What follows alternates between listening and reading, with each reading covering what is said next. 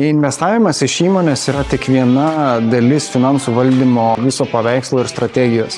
Investuoti iš įmonės tikrai apsimoka, jeigu ten guli didžioji dalis jūsų pinigų.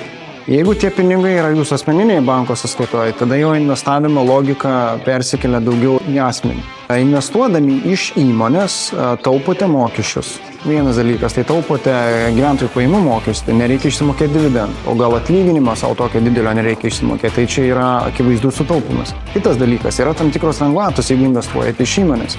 Kaip pavyzdys, investuojant į ETF-us nėra pelno mokesčio, netgi realizavus prieaugį. Tai verta pasinaudoti šitomis lengvatomis, bet žiūrėti visą bendrą paveikslą ir tam tikrą dalį pinigų iš įmonės labai yra tikslinga skirti periodiškai ir skirti investicijų. Kas liečia investavimą iš įmonės perspektyvos, neturi jokio skirtumo. Ar tai bus labas, ar tai bus mažoji bendrija, ar tai bus kita įmonė. Visos šitos sąlygos galioja įmonėms vienodos. Kviečiu į nemokamą konsultaciją, paspauskite mygtuką žemiau ir užsiregistruokite.